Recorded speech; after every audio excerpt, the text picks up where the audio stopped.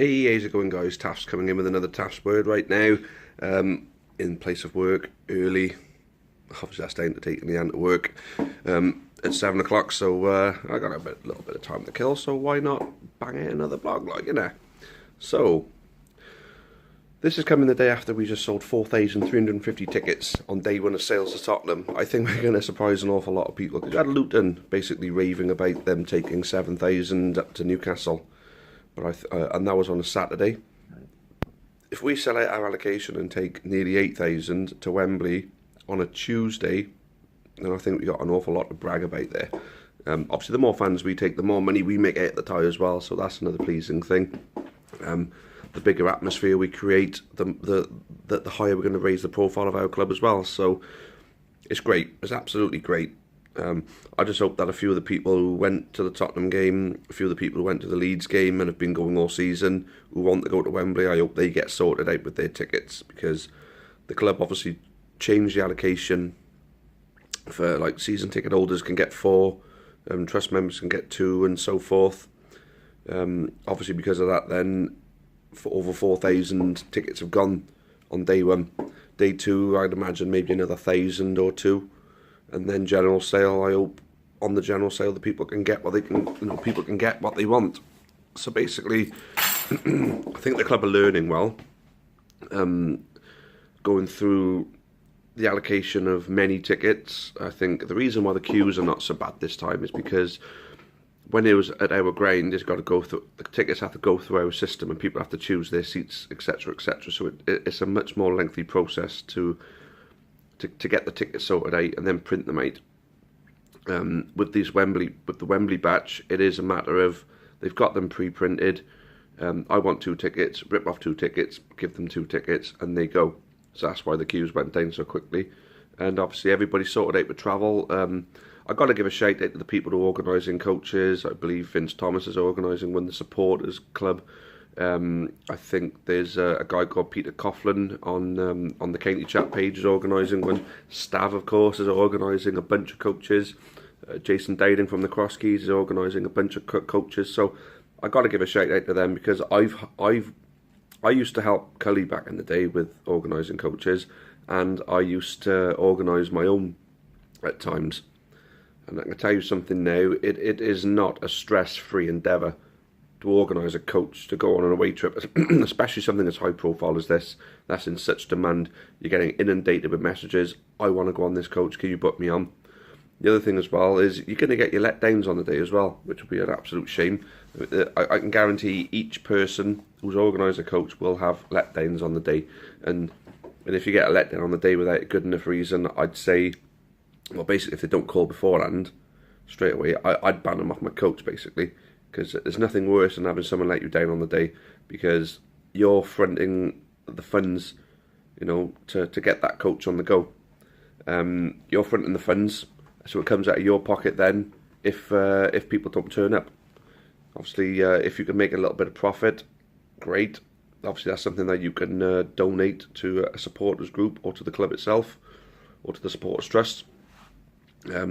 I know when I used to do it, used to go into the Amber Army, but back then we were the County Choir. Used to go into our coffers, and I think the first couple of coach journeys we ever made, I think we made a little bit on a West Brom coach, but then we had to lose all that money because of people not turning up for our extra coach. And obviously we did one for Scunthorpe, and we got up there and back, but the small council had to help us out with that one. And that's something I've never forgotten, as much as you can obviously tell that some members or former members of the small council, things haven't been quite so rosy with me and them of late.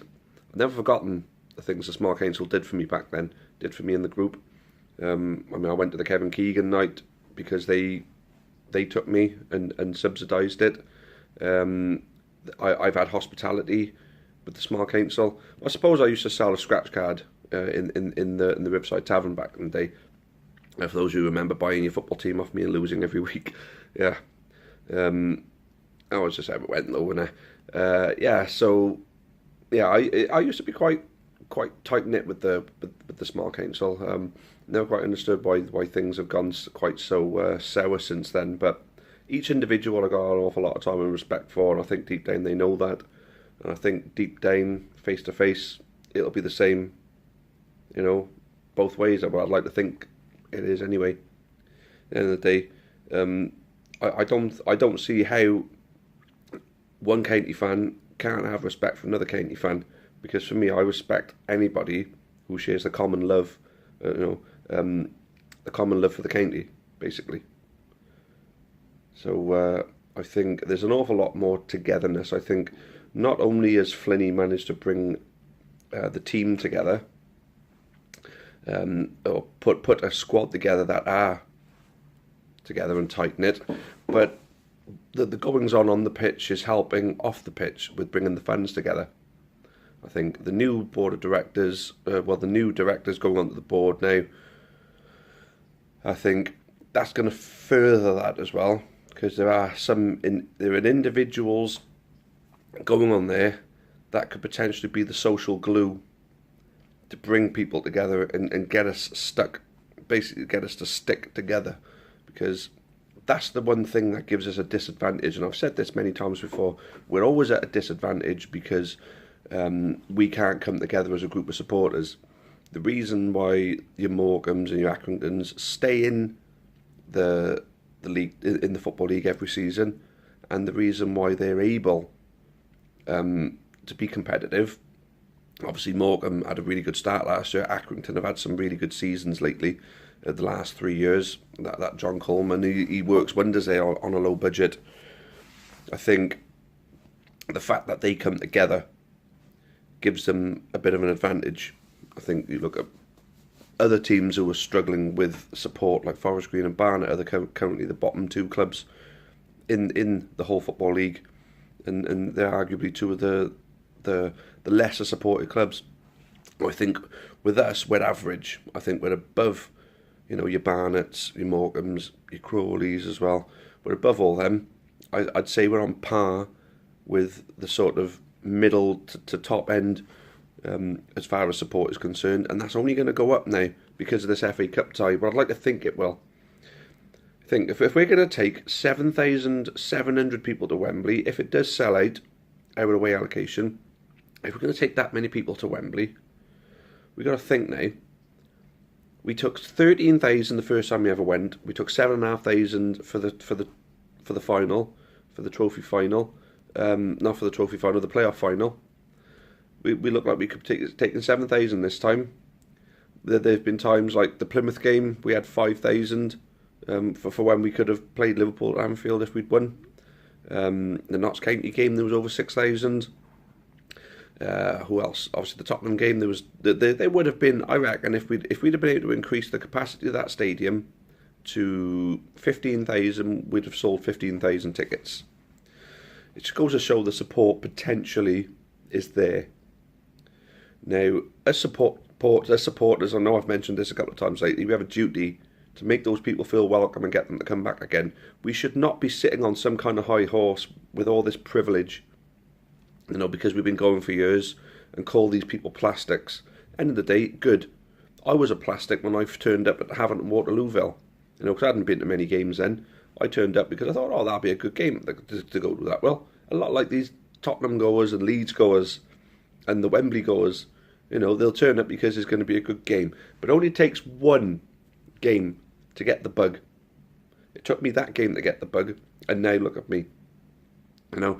I've been doing these blogs for years. I've been involved with the Supporters Trust on the board. I play a big part in running the Amber Army supporters group. I volunteer for the club. I've had a season ticket for years. I go to away games practically every weekend and Tuesday nights as well if it's local enough. I mean, it just takes one game to get that bug. So we got to do what we can to make sure these so-called plastics enjoy that game enough so they come back and they become diehards like yourselves and like me. And that's basically it, guys. 3 Wembley trips in 6 years, basically. That's brilliant, really, isn't it? Brilliant. 3 Wembley trips in 6 years. And the other thing as well, the reason why I think a lot of people are snapping up these tickets is because I don't think you're going to get to see Newport County play an FA Cup game at Wembley anytime soon, really, are you? Unless we go on a big surge and real big move forward. And that's the only time it's going to happen. You know, we need to get people back through the door now. The Tottenham goers, the Wembley goers, the Leeds goers. We need to get these people back through the door and do everything we can to keep them, make them feel welcome. You know, they've got to be enjoying it at the moment. The atmosphere is great. You know, again, you know, the last 2 years have been miserable. Ended in the best possible way it could have last year. Started in the best possible way it could have this year. And it's going so well. And I said, didn't I? I'd take, right at the beginning of the season, I said, mid-table mediocrity with a cup run. Well, we've surpassed the mid-table mediocrity. I wanted a boring season with a couple of good days. You know, a few good days here and there would keep me going for the season, absolutely. But we've far surpassed that now. We're pushing for promotion. And as much as you can say, oh, winning 9th or 10th or whatever, you know, we can't really say you're pushing for promotion. It's so tight there. A couple of wins could see you in the top 3. You know, a couple of losses could see you fall to about 15th. That's just how it goes in League Two sometimes. And this year is the tightest I think it's ever been. And for relegation, there's about 8 teams that could go down at the moment. You know, I mean, pound for pound, I mean, League Two is a cracking league. You know, when you think about it, and the football isn't always so glamorous, but it's just a raw passion about it. You know, and that's why I love being in the lower leagues. But if this football club can go forward, I want to see us challenging. You know, and becoming better. You know. I want to see us make the heights of the Championship and the Premier League one day. I'd love to see the club push for that, you know, but a steady climb, bring the supporters back, work with the Welsh Rugby Union, get Rodney Parade a more fit for purpose, more modern stadium. You know, if we can invest some of our money in Rodney Parade and own part of it so we secure a long-term future there. You know, part of this cup run could fund that, you know, help them build the North Terrace bigger and better.